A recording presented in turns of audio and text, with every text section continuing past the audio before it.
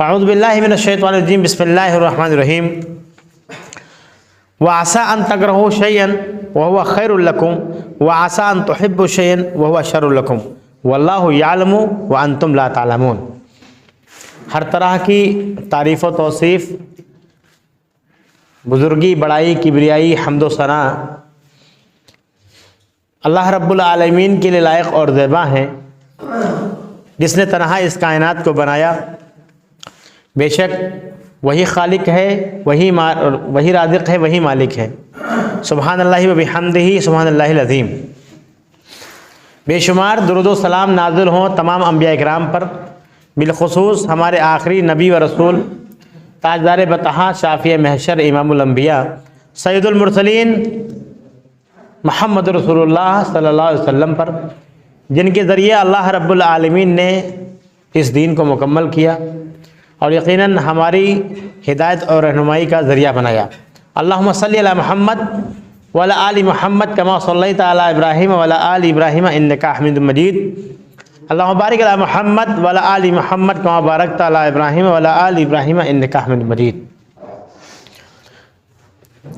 मोहतरम बुज़ुर्गों, दीनी मिली भाइयों, प्यारे बच्चों, ख़वातीन इस्लाम, मैंने अभी आपके सामने खुतबा मसनूना के बाद सूरह बकरा की आयत नंबर 216 पढ़ी है। इंशाअल्लाह आज इस जुमे के खुतबे का जो मौजू है वो है गुमान, ज़न, गैस जिसको बोलते हैं। मैंने जो आयत पढ़ी उसका तर्जुमा सुन लें। वह आसान तकरहू शैअन, और बहुत सारी चीज़ों को तुम पसंद नहीं करते हो। वह आसा अन तकरहू शैअन व हुवा खैरुल लकुम, जबकि वो तुम्हारे लिए बेहतर होती हैं। वह आसान तुहिब्बु शैअन, बहुत सारी चीज़ों को तुम पसंद करते हो। वह हुवा शर्रुल लकुम, जबकि वो तुम्हारे लिए बुरी होती हैं। वल्लाहु यअलमु, अल्लाह रब्बुल आलमीन जानता है। व अंतुम ला तालमून, और तुम नहीं जानते हो। आज मुसलमानों के अंदर अजीब बेचैनी है, बड़ा इस्तराब है, बड़ा परेशान है मुसलमान कौम पूरी कि वो क्या करें। अजीब अजीब की ख़बरें उसके सामने जब आती हैं तो परेशान हो जाता है कि ऐसे हालात में हमारा क्या होगा। अजीब अजीब तरह के गुमान करने लगता है। गुमान क्या होता है? अंदाज़ा होता है। गुमान दो तरह के होते हैं, एक अच्छा गुमान होता है और एक होता है बुरा गुमान। हमने और आपने कुछ कोशिश की, किसी चीज़ को हासिल करने के लिए मेहनत की, मशक्क़त की, लगे रहे, थोड़ा वक्त लगाया, थोड़ा माल लगाया, वो चीज़ हासिल नहीं हुई तो हम बदगुमान हो गए। हमें सफलता नहीं मिली, हम कामयाब नहीं हुए। हम किसी एग्ज़ाम की प्रिपरेशन कर रहे हैं और उसमें हमारा नाम नहीं आया तो हम बदगुमान हो गए। हमने कोई कारोबार शुरू किया और कहीं ना कहीं से इंतज़ाम बना करके, कर्ज ले करके, कोई प्रॉपर्टी बेच करके हमने कोई नया काम शुरू किया और उसमें हम कामयाब नहीं हुए तो हम बदगुमान हो गए। कहीं हम जिससे निकाह करना चाह रहे हैं या कोई रिश्ता अच्छा आया और हमने वो उस रिश्ते को कैच नहीं किया, या हम उस रिश्ते को निभा नहीं पाए, या हम मना नहीं पाए और रिश्ता हाथ से निकल गया तो हम बदगुमान हो गए। हम अपनी कोशिशों पर बदगुमान हो जाते हैं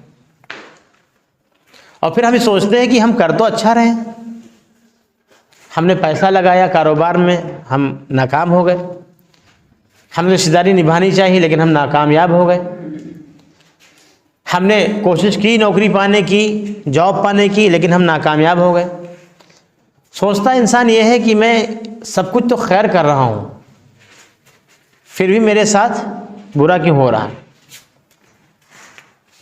और अपने आप में वो बदगुमान हो जाता है। वो गुमान करने लगता है, वो गैस करने लगता है, वो अंदाज़ा लगाता है, उसकी सोच ये बन जाती है कि मैं नाकाम और नामुराद हो गया। इसका इलाज क्या है? पहली बात तो गुमान ही नहीं करना चाहिए। बदगुमान तो बाद में आता है। मैंने पहले ही बताया कि एक बदगुमान है, एक बुरा गुमान है, एक अच्छा गुमान है, एक खाली गुमान है। अगर हम सिर्फ गुमान करते हैं और बहुत गुमान करते हैं तो वो गुनाहों में आ जाता है। हम किससे मायूस हो रहे हैं, हमारी सोच किधर जा रही है? जब हम पढ़ते हैं कुरान मजीद सूरह यूसुफ में यूसुफ अलैहिस्सलाम का वाक़या याद कीजिए। यूसुफ अलैहिस्सलाम एक नबी के बेटे थे। उनके साथ उनके भाइयों ने साजिश करके उनको कुएं में डाल दिया। कुएं में डाले गए, उसके बाद एक काफिला आया, कुएं से उनको निकाला, उसको बेच दिया, जा करके यूसुफ अलैहिस्सलाम को बेच दिया मिस्र के बाजार में। बुरा हुआ, याकूब अलैहिस्सलाम के साथ बुरा हुआ, उनकी औलाद उनसे जुदा हो गई। यूसुफ अलैहिस्सलाम अपने वालिद से जुदा हो गए, कुएं में डाल दिए गए। कुएं से राहगीरों ने, काफिले वालों ने निकाला और उन्होंने बेच दिया। मिस्र के बाजार में पहुंच गए, दरबार में। धीरे धीरे जब बड़े हुए उन पे इल्ज़ाम लगा, और इल्ज़ाम भी संगीन इल्ज़ाम। बचे तो जेल में गए, इल्ज़ाम से बच करके जेल में गए। बज़ाहिर ये लग रहा है कि यूसुफ अलैहिस्सलाम के साथ कुछ अच्छा नहीं हो रहा है। जब हम पढ़ते हैं सूरह यूसुफ अलैहिस्सलाम का वाक़या जब पढ़ते हैं तो यही महसूस होता है कि अच्छा नहीं हुआ। क्या गलत कर रहे थे वो? सब कुछ तो सही कर रहे थे। उनकी क्या गलती थी? उन्होंने कोई कोताही तो की नहीं, वो खुद नबी बने। लेकिन अभी कैसे हालात गुजर रहे हैं उनके? जेल में डाले गए। जेल में डाले गए तो वहाँ जेल में दोस्ती हो गई एक दो लोगों से। यूसुफ अलैहिस्सलाम को ख्वाबों की ताबीर का इल्म था। उन दो कैदियों ने ख्वाब देखा, ख्वाब की ताबीर बताई। कुछ दिनों के बाद वो रिहा हुआ। वो जो जेल में जो शख्स बंद था यूसुफ अलैहिस्सलाम के साथ में, वो बादशाह का करीबी बना, मुशीर बना, एडवाइज़र बना, जो जेल में बंद था। और फिर बादशाह ने ख्वाब देखा, अब कोई ताबीर बताने वाला नहीं है। अब वो मुशीर कह रहा है कि मेरे पास तो एक आदमी है, मैं ऐसे शख्स को जानता हूँ जो ताबीर बता सकता है, और जो उसने ताबीर बताई थी उसी की ताबीर की बदौलत तो मैं आपके दरबार में हूँ, आपका मुशीर ख़ास हूँ। तो कहा बुलाओ। वहाँ से बुलाए गए, ख्वाबों की ताबीर बताई। उसके बाद कहा इन्नी हफीज़ुन अमीन, आप मुझे फाइनेंस मिनिस्टर बना दीजिए। क्या बना दीजिए? Finance minister. ये पूरा मरहला याद कीजिए नबी सल्लल्लाहु अलैहि वसल्लम, नबी हज़रत यूसुफ अलैहिस्सलाम का। बचपन से लेकर के और जवानी तक हम हर फील्ड में वो नाकाम हुए। बचपन कैसे बीता? कुएं में डाले गए, काफिला ने बेच दिया। बज़ाहिर ये मालूम होता है कि नाकामी हो रही है, फेल हो रहे हैं, यही गुमान हो रहा पूरे तरीके से। लेकिन अल्लाह रब्बुल आलमीन ने उनको नबी बनाया, नबी बना के बाद बादशाह ही बना दिया, मिस्र के बादशाह बनाया। ये जो मरहला होता है आजमाइश का, इम्तहानात का, इसमें हम गुमान बहुत करते हैं। और सूरह हुजरात अगर हम पढ़ें, आप कुरान मजीद सभी को तर्जुमे के साथ पढ़ना चाहिए। जिसको अरबी नहीं आती है, कोशिश ये करनी चाहिए कि हमको अरबी सीख लेनी चाहिए, क्योंकि हमारी और आपकी असल ज़बान तो अरबी ही है। जिनको अरबी नहीं आती है वो कुरान मजीद का तर्जुमा पढ़ा करें। जब हम सूरह हुजरात पढ़ते हैं तो उसमें कहा गया है या अय्युहल्लज़ीना आमनू इज्तनिबू कसीरम मिनज़्ज़न, ए वो लोगों जो ईमान का दावा करते हो बहुत ज़्यादा गुमान से बचो। इन्ना बादुज़्ज़न्न इस्मुन, ज़्यादा गुमान करोगे तो तुमसे गुनाह सद हो जाएगा। बहुत ज़्यादा बदगुमानी, बल्कि बहुत ज़्यादा गुमान ही करना वो गुनाह हो जाता है। गुमान हम किस पे रहे हैं? अल्लाह रब्बुल आलमीन की मशीयत पे अपना दिमाग लगा रहे हैं। हम ये सोचते हैं हम नाकाम होते चले गए, लेकिन अल्लाह रब्बुल आलमीन जानता है कि जब तक कि इसको हम परखेंगे नहीं, जब तक कि इसको आजमाएंगे नहीं, तब तक कि इसको कोई ओहदा नहीं देंगे। जैसे यूसुफ अलैहिस्सलाम को इतने सारे इम्तहानात से गुजारा, ऐसे इब्राहीम अलैहिस्सलाम को बहुत सारे इम्तहानात से गुजारा, ऐसे ही अल्लाह रब्बुल आलमीन अपने तमाम बंदों को जिनसे बड़ा काम लेता होता है उसको आजमाता है। और जब आजमाइश में खरे उतरते हैं तो उसके बाद अल्लाह रब्बुल आलमीन इनामात की बारिश करता है। यूसुफ अलैहिस्सलाम को बादशाह बनाता है, इब्राहीम अलैहिस्सलाम को इमाम बनाता है। अल्लाह रब्बुल आलमीन सबको आजमाता है, तो बदगुमानी नहीं करनी चाहिए। जो मैंने आयत पढ़ी थी खुतबे मसनूना के बाद, उसमें कहा गया है कि बहुत सारी बातें ऐसी होती हैं जिनको तुम पसंद नहीं करते हो, हमें लगता है कि हमारे साथ गलत हो रहा है, जबकि हम सब कुछ सही कर रहे होते हैं। हमें ये महसूस होने लगता है, हम ये गेस करते हैं, हम ये अनुमान लगाते रहते हैं कि हमारे साथ बुरा हो रहा है। असल में वो अच्छा होने का पहला जीना होता है। कहते हैं सफलता का जीना जो है वो असफलता से शुरू होता है। कामयाबी से पहले नाकामयाबी ही मिलती है। अगर ये हम सोचते, अगर हम ये सोच लें कि हमारे बस का नहीं, हम नहीं कर सकते, तो हम ट्राई ही नहीं करेंगे, हम कोशिश ही नहीं करेंगे। दुनिया में जितने ये बड़े बड़े लोग पैदा हुए हैं, अगर उन्होंने ट्राई नहीं किया होता तो क्या वो बड़े हो पाते? कोशिश जो करता है उसी की हार होती है। हमें ज़्यादा गुमान से बचना है। अब आइए, हमने तो ये तो अपने बारे में हमने गुमान कर लिया, अल्लाह रब्बुल आलमीन की तकदीर पर शक करते हैं और अल्लाह रब्बुल आलमीन से शिकायत करने लगते हैं। यूसुफ अलैहिस्सलाम ने कभी शिकायत नहीं की, इब्राहीम अलैहिस्सलाम ने कभी शिकायत नहीं की, नबी सल्लल्लाहु अलैहि वसल्लम को इतना आजमाया गया, इतना आजमाया गया, कभी शिकायत नहीं की। ताइफ के मैदान में एक शिकायत की थी कि अल्लाह तू नाराज़ तो नहीं मुझसे कि औबाशों को पीछे लगा दिया। ये नहीं कहा कि मैं तो नबी हूँ और मुझे अल्लाह रब्बुल आलमीन तो पत्थर खिला रहा है, मैं मार खा रहा हूँ, ये नहीं कहा कि अल्लाह तू नाराज़ तो नहीं मुझे औबाशों के सहारे छोड़ दिया। मार खाने में भी अल्लाह के करीब कि अल्लाह रब्बुल आलमीन नाराज़ तो नहीं हो गया कोई ऐसे हमारे अमाल। तो बुरा गुमान नहीं करना चाहिए, बल्कि गुमान ही नहीं करना चाहिए। क्यों? इन्ना बाज़ ज़न्न इस्मुन। कैसे पैदा होता है गुमान किसी के बारे में? पहले तो हमने अपने बारे में देख लिया, अब किसी के बारे में कैसे गुमान होता है? वला तजस्ससु, किसी की जासूसी मत करो, किसी के पीछे मत पड़ो। ये किस चीज़ की तैयारी कर रहा है, इसका कहाँ से पूरा हो रहा है, इसके बच्चे ऐसे इतनी तरक्की क्यों कर रहे हैं, जासूसी किसी की मत कीजिए। कुरान का हुक्म है वला यग़्तब बाज़ुकुम बाज़ा, और देखो एक दूसरे की बुराई मत करो, एक दूसरे की बुराई मत करो। जब हम किसी के पीछे लगते हैं, हम जब किसी की टोह में लगते हैं, तो हम उसके बारे में कुछ गुमान करते हैं, और कुछ मतलब बुरा ही गुमान करते हैं। नबी सल्लल्लाहु अलैहि वसल्लम ने सही बुखारी की रिवायत में कहा है, इय्याकुम वज़्ज़न, तुम में से हर शख्स को ज़न से बचना चाहिए, गुमान से बचना चाहिए। किसी के बारे में गस या अंदाज़ा मत लगाइए, आप किसी के बारे में आप मत सोचिए। फ़इन्न ज़न्न अकज़बुल हदीस, सबसे बुरी बात है, सबसे झूठी बात है किसी के बारे में गुमान करना। आपने गुमान किया, आपने झूठ गढ़ लिया, किसी के बारे में नज़रिया बना लिया आपने। वला तहस्ससु, किसी के पीछे मत पड़ो। वला तजस्ससु, वला तजस्ससु, किसी की जासूसी मत करो। वला तहासदु, और देखो एक दूसरे पे हसद मत करो। वला तदाबरू, एक दूसरे के पीछे मत पड़ो। वला तबागदु, एक दूसरे की बुराई मत करो। वकूनु इबादल्लाह इख्वाना, और हो जाओ अल्लाह के बंदो भाई भाई।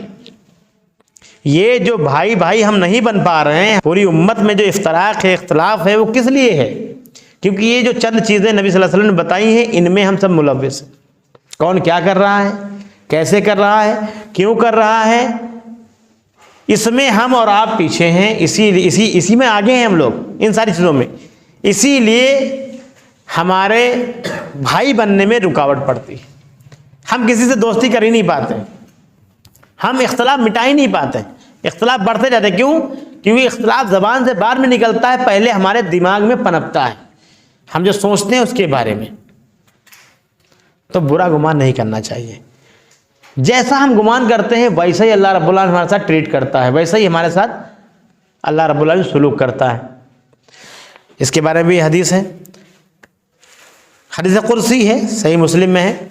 इन्नल्लाह यक़ूल, बेशक अल्लाह रब्बुल आलमीन कहता है, अना, मैं, इंदा ज़न्न अब्दी बी, मैं अपने बंदे से उसके गुमान के मुताबिक व्यवहार करता हूँ। वाना माँ हूँ, मैं उसके हर वक्त साथ रहता हूँ, इज़ा दानी, जब कभी वो पुकारता है। अब अल्लाह रब्बुल आलमीन का साथ होने का मतलब ये नहीं कि अल्लाह रब्बुल आलमीन नौज़ुबिल्लाह यहाँ इस दुनिया में इस अर्थ में मौजूद है, नहीं। अल्लाह रब्बुल आलमीन सातों आसमानों के ऊपर अर्श पर मुस्तवी है। कैसे, किस हाल में है, हमको इसमें नहीं पढ़ना है। अल्लाह रब्बुल आलमीन अर्श पे है और रहमान अलल अर्श इस्तवा, रहमान जो है, जो अल्लाह रब्बुल आलमीन है, वो कहाँ है, अर्श पे है। लेकिन यहाँ हदीस ये बता रही है कि वाना माहू, और मैं उसके साथ होता हूँ। किसके साथ, उसके गुमान के साथ। इज़ा दानी, जब कहीं पुकारता है। अब अल्लाह रब्बुल आलमीन को जैसे हम पुकारेंगे, जैसे हम याद करेंगे, अल्लाह रब्बुल आलमीन वैसा ही हमारे साथ करेगा। अल्लाह रब्बुल आलमीन के बारे में हमेशा हमको अच्छा गुमान करना चाहिए। आज हम दूसरे के बारे में गुमान करते करते बदगुमान हो गए, यहाँ तक कि हमारी जहनियत, हमारी जो मेंटेलिटी है, हमारी जो सोच है, वो सब हो गई निगेटिव। अब हमको दूसरे में नहीं, अपने में ऐब नजर आने लगे।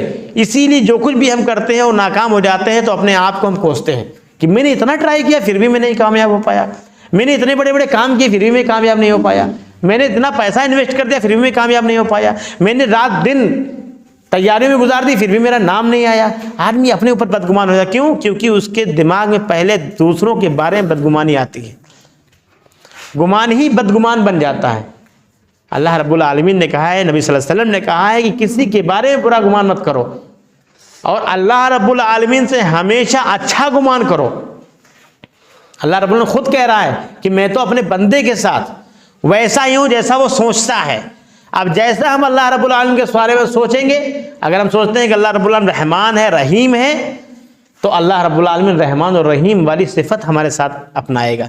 अगर हम ये सोचते हैं कि अल्लाह रब्बुल आलमीन लेने वाला है, मुसीबत डालने वाला है, क़हार है, जलाल है, जबर करने वाला है, तो अल्लाह रब्बुल आलमीन वैसा हमारे साथ ट्रीट करेगा। अल्लाह रब्बुल आलमीन ने एक और जगह पे कहा, इसी ही रिवायत एक तवील हदीस में आई है, यक़ुल्लाहु अज़्ज़ा व जल अना इंदा ज़न्न अब्दी व अना माहू हीना यज़कुरनी फ़इन ज़करनी फ़ी नफ़्सी ज़करतुहु फ़ी नफ़्सी।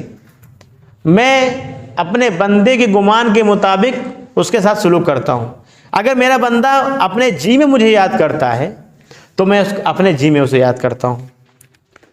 वहीं ज़करनी फ़ी मलाइन, अगर वो महफिल में मुझे याद करता है, ज़करतुहु फ़ी मलाइन खैर मिनहु, तो उसकी महफिल से बेहतरीन महफिल में मैं उसे याद करता हूँ। वहीं इक़्तरब इलैया शिबरन तक़र्रबतु इलैहि ज़िराअन, अगर वो मेरे करीब एक बालिश आता है तो मैं एक ज़रा उसके पास जाता हूँ, एक हाथ उसके पास जाता हूँ। वहीं इक़्तरबत इलैया ज़िराअन इक़्तरबतु इलैहि बाअन, अगर बंदा मेरे पास एक हाथ एक बालिश आता है, एक ज़रा आता है, तो मैं पूरा एक हाथ उसके पास आता हूँ। वहीं आतानी यमशी आतैतुहु हरवला, अगर मेरे पास मेरा बंदा चल के आता है तो मैं अपने बंदे के पास दौड़ के आता हूँ। जैसा हम अल्लाह रब्बुल आलमीन के बारे में सोचेंगे, अल्लाह रब्बुल आलमीन वैसे ही हमको नवाजेगा, वैसे ही हमारे साथ सलूक करेगा। हमारा और आपका रवैया अल्लाह रब्बुल आलमीन के क्या है? हमारा तवक्कुल वो कमज़ोर, हमारा ईमान वो कमज़ोर, यहाँ तक कि अब आपको हम बता दें कि हमारे ईमान में गुमान करने की वजह से हम शक में पड़े हुए हैं, क्या चीज़ सही है, क्या चीज़ गलत है। कितना इख्तलाफ लोगों ने मचा दिया है। दीन इस्लाम एक है, कुरान मजीद हमारे पास मौजूद है, जैसी मिनवान जैसे नाज़िल हुई थी वैसी मौजूद है। नबी सल्लल्लाहु अलैहि वसल्लम की अहादीस मिनवान मौजूद हैं, सही अहादीस। अल्लाह रब्बुल आलमीन ने ऐसे लोगों को पैदा कर दिया कि सही अहादीसों को अलग कर दिया, ऐसे लोगों को पैदा कर दिया कि ज़ईफ़ हदीसों को भी अलग कर दिया, ताकि हमको ये मालूम रहे ये सही है ये ज़ईफ़ है। फिर भी हम इख्तलाफ में पड़े हैं कि कौन चीज़ सही कौन चीज़ गलत, कितने इमाम सही कितने इमाम गलत। मेरे भाई सारे इमाम सही हैं, लेकिन अगर सारे इमाम प्यारे रसूल मोहम्मद सल्लल्लाहु अलैहि वसल्लम की बात को कहे तब वो सही हैं, वरना इमाम वो सही हैं, उनका मर्तबा है, उनकी अहमियत है, लेकिन उनकी बात नबी सल्लल्लाहु अलैहि वसल्लम की बात के आगे नहीं बढ़ा सकते हम। सूरह हुजरात की पहली आयत में कहा गया है, ए ईमान वालों, अल्लाह उसके रसूल की इताअत करो और अल्लाह उसके रसूल के आगे ना बढ़ो। अल्लाह उसके रसूल से मिलती हुई अगर बात कोई भी इंसान करता है, चाहे वो मुस्लिम हो गैर मुस्लिम हो, कोई भी अच्छी बात देता है वो ले लीजिए आप। कुरान और हदीस से जो मैच करे। लेकिन कुरान और हदीस से जो मैच न करती हो, इख्तलाफ करती हो, उस बात को एहतरामन छोड़ दीजिए आप, उसमें अमल करना ज़रूरी नहीं है। तमाम इमाम हक़ पे नहीं हो सकते, ये इंसान थे कि ज़बान के बारे में अल्लाह रब्बुल आलमीन ने ये सनद नहीं दी कि ये जो कुछ कहेंगे वो सही होगा। लेकिन हाँ, एक शख्सियत ऐसी मौजूद है पूरी दुनिया में जिनकी ज़बान मुबारक के बारे में अल्लाह रब्बुल आलमीन ने कहा जो कुछ ये बोलते हैं सच बोलते हैं, ले लेना है आपको। वमा यंतिक़ु अनिल हवा इन हुवा इल्ला वह्युन यूहा, जो कुछ भी रसूल दें सब ले लीजिए। वो क्या करते हैं, अपने मन से, अपने जीन से, अपने गुमान से, अपने गैस से कोई बात नहीं करते, अंदाजे से कोई बात ही नहीं करते हैं। इसीलिए कहते हैं नबी सल्लल्लाहु अलैहि वसल्लम की सीरत पढ़नी चाहिए। जब आप सीरत पढ़ेंगे तो नबी सल्लल्लाहु अलैहि वसल्लम के बाद बहुत सारे ऐसे वाक़यात दर्ज हैं अहादीस में और तफसीर की किताबों में और सीरत किताबों में कि आप सल्लल्लाहु अलैहि वसल्लम के पास कोई मशवरा लेने के लिए आया, नबी सल्लल्लाहु अलैहि वसल्लम ने कहा कल आना, कहा कल आना, मतलब उस बात का इल्म नबी सल्लल्लाहु अलैहि वसल्लम के पास नहीं था। जब आप कुरान और हदीस के करीब आएंगे, सीरत के करीब आएंगे तो आपके और हमारे दिमाग के दरीचे खुलेंगे। नबी सल्लल्लाहु अलैहि वसल्लम कह रहे हैं कि कल आना, इसका मतलब कि वो उस बात के बारे में नबी सल्लल्लाहु अलैहि वसल्लम का इल्म नहीं है, अपने गुमान से कुछ नहीं बताते थे नबी सल्लल्लाहु अलैहि वसल्लम। दूसरे दिन, तीसरे दिन, 15वें दिन जब आती थी उस टॉपिक के मुताबिक जब वही आती थी तब नबी सल्लल्लाहु अलैहि वसल्लम बुलाते थे कि उस शख्स को बुलाओ, मैं बताता हूँ कि उसके बारे में हुक्म नाजिल हो गया है। यहाँ पर लोग इल्म गैब का दावा करते हैं कि नबी सल्लल्लाहु अलैहि वसल्लम को पिछली बातों का इल्म था। जो नबी सल्लल्लाहु अलैहि वसल्लम को बताया गया उसका इल्म था। सिर्फ गुमान पे अगर चलते नबी सल्लल्लाहु अलैहि वसल्लम तो सब हर चीज़ का जवाब दे देते। आज उलमा के अंदर इतनी बड़ी कमी है कि सिर्फ हाफिज हैं, लेकिन आप कोई मसला पूछ लीजिए फ़ौरन बता देंगे। क्यों?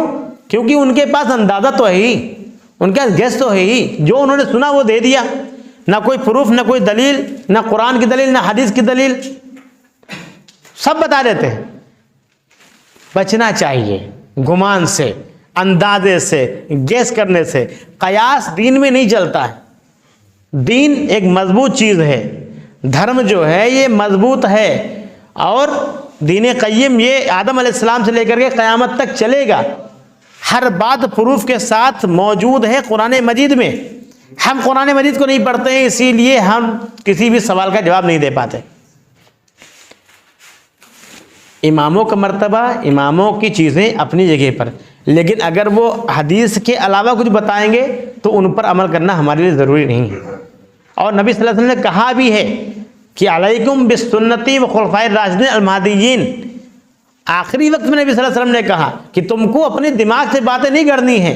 हम मेरे 400 साल बाद, 500 साल बाद, 200 साल के बाद, 80 साल के बाद अगर कोई पैदा हो जाता है और बताता है कि ये दीन है, तो उसकी बात अगर हमारी कुरान और हदीस से ना मैच करे तो छोड़ देनी चाहिए। नबी सल्लल्लाहु अलैहि वसल्लम ने कहा कि तरक्तु फीकुम अमरैन, मैं तुम्हारे दरमियान दो चीज़ें छोड़ के जा रहा हूँ, लन तज़िल्लू, कभी गुमराह नहीं हो सकते, किताब अल्लाह व सुन्नती, एक अल्लाह की किताब, दूसरी सुन्नत। इनमें मिले तो बात करना, ना मिले तो एहतरामन छोड़ देना। कोई भी मुअज़्ज़ज़ आदमी बोले, कोई भी इमाम बोले, कोई मुफ्ती बोले, कोई मौलवी बोले, कोई बोले, उनकी बातों को एहतरामन छोड़ देना, उस पर अमल करना ज़रूरी नहीं है। जो कुरान और हदीस में मिले, अल्लाह रब्बुल आलमीन ने अब इस दीन की हिफाजत की है। कुरान की हिफाजत के बारे में आयत है सूरह हिज्र में, ऐसे ही अहादीस की भी अल्लाह रब्बुल आलमीन ने हिफाजत थी। इसीलिए इमाम बुखारी, इमाम मुस्लिम जैसे उलमा को अल्लाह रब्बुल आलमीन ने पैदा किया, मुहद्दिसीन को, ताकि ये हमको बता सकें कि सही रिवायात क्या हैं और ज़ईफ़ रिवायात क्या हैं। इसीलिए ताकि उम्मत, लोग, इंसान शक में ना पड़े कि ये चीज़ सही है, ये चीज़ सही है। क्लियर कर दिया अल्लाह रब्बुल आलमीन, जिस चीज़ को नफ़ा बख्श समझता है उसको बाकी रखता है। बहुत सारे इख्तलाफात होते हैं, आते हैं रोज़ाना, उलमा की रहबरी में उसको हल करना चाहिए। और वो आलिम जो मुस्तनद हो, जो सनद के साथ सारी बातें बताए, तो कुरान और हदीस पे अमल कीजिए, शक भी गुंजाइश मत कीजिए। कोई भी बात अंदाजे में नहीं। मैंने पहले बताया गुमान नहीं ठीक है, गुमान करना ही नहीं है। ज़्यादा बदगुमानी, ज़्यादा गुमान बदगुमान हो जाता है, आदमी गुनाह में पड़ जाता है। आज हम अपने ताल्लुक से बदगुमान हो चुके हैं कि अल्लाह रब्बुल आलमीन हमको कामयाब नहीं कर रहा है। इस हिंदुस्तान जैसे मुल्क में मुसलमान ऐसे ऐसे हो रहे हैं, इनके ऐसे ऐसे हालात हो रहे हैं, हम बदगुमान हो गए हैं। तो अल्लाह रब्बुल आलमीन ने कहा जैसा तुम सोचो वैसा ही। फलम्मा ज़ागू अज़ाग़ल्लाहु क़ुलूबहुम, सूरह सब में अल्लाह रब्बुल आलमीन ने कहा जैसा जो सोचता है, जिधर जिसका मन लगता है उधर ही मैं उसको कर देता हूँ। तुम जैसा सोचोगे वैसा ही होगा। अल्लाह रब्बुल आलमीन मेरे और आपके गुमान के मुताबिक हमसे सुलूक करता है, हमसे ट्रीट करता है, तो हम अल्लाह रब्बुल आलमीन के साथ में अच्छा गुमान करें। एक और हदीस में अल्लाह के नबी सल्लल्लाहु अलैहि वसल्लम ने कहा, ला यमूतन्ना अहदुकुम, तुम में से कोई ना मरे, इल्ला वहुवा युहसिनु ज़न्न बिल्लाह, यहाँ तक कि वो अल्लाह से हुस्ने ज़न लेते हुए मरे। कितना ही बड़ा गुनहगार हो, कितना ही बड़ा खताकार हो, उसको अपने बारे में, अल्लाह रब्बुल आलमीन के बारे में हुस्न सलूक करते हुए मरना चाहिए कि मैंने कुछ भी किया हो लेकिन अल्लाह रब्बुल आलमीन गफूर रहीम है, अल्लाह रब्बुल आलमीन माफ़ ज़रूर कर देगा। हमेशा हुस्न ज़न रखना चाहिए, अल्लाह के साथ भी, अल्लाह के बंदों के साथ भी हुस्न ज़न रखें। हमेशा पॉजिटिव सोचें, हमेशा पॉजिटिव बातें बताएं, किसी को भी निगेटिविटी में ना घिरने दें। क्यों? क्योंकि उसकी खुद की ज़िंदगी तबाह हो जाती है। जब हम दूसरे के अंदर ऐब देखते हैं तो फिर हमारे अंदर भी तो लोग ऐब ही देखेंगे। इसीलिए कहते हैं मुस्बत चीज़ों को आगे बढ़ाइए। मनफी का अब वक्त नहीं रहा, इख्तलाफ का वक्त नहीं रहा। जो अच्छी बातें हैं, जो मुस्बत बातें हैं, जो पॉजिटिव बातें हैं, उनको आगे बढ़ाइए, आप उन पे काम कीजिए, आप अपने अंदर काम कीजिए। हम अपने अंदर काम करें, अपने अंदर जो निगेटिविटी है उसको बाहर निकालें, उसको मुस्बत चीज़ों में बदलें, हम गुमान से बच जाएं। आज हम गुमान में घिरे हुए हैं, तो हम अल्लाह के साथ भी अच्छा गुमान रखें, उसके बंदों के साथ भी अच्छा गुमान रखें। ये क्या करते हैं टीवी वाले? ये मुसलमान जो सही सोच वाले हैं उनको ही बदगुमान कर देते हैं। इस्लाम से लोग बदगुमान हो रहे हैं और हमारी ख़वातीन सोचती ये हैं कि मुसलमानों के साथ रहने में तकलीफ़ है। ये जो टीवी वगैरह पे होता है, ये क्या होता है? बदगुमानी फैलाते हैं। ऐसे में हमको और आपको ये चाहिए कि हम अच्छा गुमान लोगों के अंदर पैदा करें, हम मुस्बत सोच पैदा करें। ख़वातीन के ताल्लुक़ से जो बातें लोग बयान कर रहे हैं, बता रहे हैं, डिबेट हो रही हैं, उनके ताल्लुक़ से हम जलसे जुलूस करें, ना हो पाए तो हम घरों में जा के समझाएं। हमारी रसाई जहाँ तक है उनको बताएं जा करके कि देखो, इस्लाम के आने के बाद ही, नबी सल्लल्लाहु अलैहि वसल्लम के बाद औरतों को इज़्ज़त मिली है, ख़वातीन को इज़्ज़त मिली है। आज हमारे मुआशरे में रस्म व रिवाज इतनी ज़्यादा हो गई हैं कि हमारी बहुत सारी बेटियां बड़ी उम्र की हो गई हैं लेकिन दहेज की वजह से बैठी हुई हैं, जबकि दहेज लेना देना हिंदुस्तानी कानून में भी मना है, इस्लाम में तो कतई है ही नहीं। अब हुकूमत ने बात की है कि बेटियों का हिस्सा होना चाहिए। नबी सल्लल्लाहु अलैहि वसल्लम ने उसी वक्त सूरह निसा पढ़ें आप, सूरह निसा पढ़ें आप, उसमें साफ तौर पे दिया है बेटियों का कितना हिस्सा होना चाहिए, यहाँ तक कि दादी का भी हिस्सा होता है। लेकिन हम अपने इस्लाम को नहीं पढ़ेंगे तो दूसरे आकर के इस्लाम के नाम पर कुछ और बताएंगे और लोग उसकी तरफ इन्फ्लुएंस हो जाएंगे, चले जाएंगे। बात इस्लाम की हो रही है, बस कुरान और हदीस की बात नहीं करते हैं वो। तो हम लोगों को बताएं, अपनी ख़वातीन को बताएं, उनको समझाएं कि मुसलमानों, इस्लाम में ही औरतों की इज्जत है। पर्दे के नाम पर न जाने कितना वावेला मचा रखा है, सब बदगुमानी फैला रहे हैं और हम हैं कि उस बदगुमानी को सपोर्ट कर रहे हैं। हम बुरी बातों को कैसे सपोर्ट करते हैं? जब हम उसके खिलाफ कुछ बोलते ही नहीं हैं। चलिए मत बोलिए, आप हुकूमत के खिलाफ मत बोलिए, आप पार्टियों के खिलाफ मत बोलिए, लेकिन आपका जो समाज में काम है, आपके करीब में जो लोग रहते हैं उन तक तो आप बातें पहुंचा सकते हैं। थोड़ा वक्त निकालिए कि सिर्फ रोते ही रहेंगे हम लोग, उम्मत का ये हाल है, उम्मत का ये हाल है, आप भी बदगुमान, हम भी बदगुमान, पूरे माशरे में नेगेटिविटी फैली पड़ी है। कौन करेगा? कब करेगा? दोबारा ज़िंदगी नहीं मिलती, जो वक्त होता है यही गनीमत होता है। हम मुस्बत काम करें, पॉजिटिव चीज़ों को सामने लेकर के आएँ, कुरान और हदीस से जुड़ें। नबी सल्लल्लाहु अलैहि वसल्लम की अहादीस हमारे लिए काफ़ी हैं, कुरान मजीद हमारे लिए काफ़ी है। इंशाअल्लाह ये क़यामत तक के बाद तक के मामलात बता दिए हैं। अफसोस दर अफसोस हम आप पढ़ते नहीं हैं। हम पढ़ें, उसको समझें, उस पर अमल करें और गुमान से बचें। अल्लाह रब्बुल आलमीन से हमेशा अच्छा गुमान रखें। हम जब अल्लाह रब्बुल आलमीन से अच्छा गुमान रखेंगे तो अल्लाह रब्बुल आलमीन हमारे साथ अच्छा ही करेगा। जैसे मैंने यूसुफ अलैहिस्सलाम का किस्सा बयान किया कि शुरू से लेकर के आखिर तक ऐसा लगा कि अल्लाह रब्बुल आलमीन इनको सफल नहीं होने देगा और लगता है कि नाकामी ही नाकामयाबी, लेकिन आखिर में कामयाब अल्लाह रब्बुल आलमीन करता है। अल्लाह रब्बुल आलमीन सफलता देता है, लेकिन वो भी देखता है कि हम उस लायक हैं या नहीं हैं, हम हुकूमत के, सयादत के, क़यादत के, इमामत के लायक हैं या नहीं हैं, या ऐसे ही आपको मेंबर पकड़ा दिया जाए, या ऐसे ही आपको मसनद पकड़ा दी जाए, आप चला भी नहीं पाएंगे। हम और आप अपना घर नहीं ठीक से चला पा रहे हैं। हमें अपने ऊपर काम करना चाहिए, बदगुमानी से बिल्कुल बचें। ये जो बातें नबी सल्लल्लाहु अलैहि वसल्लम की अहादीस में आई, सही बुखारी और मुस्लिम में, कि ला तजस्सुस, किसी के पीछे मत पड़िए, किसी की टोह मत कीजिए, किसी की बुराई मत कीजिए, ये अखलाकी बीमारियां हमारे अंदर आ गई हैं। सारी चीज़ होने के बावजूद भी हम आपस में दस्तों गिरफ्तार रहते हैं। अल्लाह रब्बुल आलमीन से दुआ है कि अल्लाह रब्बुल आलमीन हम सबको गुमान से और बुरे गुमान से बचाए। हमेशा अल्लाह रब्बुल आलमीन से दुआ है कि हम मरते दम तक अल्लाह रब्बुल आलमीन से हुस्ने ज़न लेकर के मरें। जब भी हम मरें तो हुस्ने ज़न लेकर के मरें। अल्लाह रब्बुल आलमीन से दुआ है कि अल्लाह रब्बुल आलमीन हम सबको कुरान और हदीस पर चलने वाला बनाए। आमीन। व आखिर दअवाना अनिल हम्दुलिल्लाहि रब्बिल आलमीन।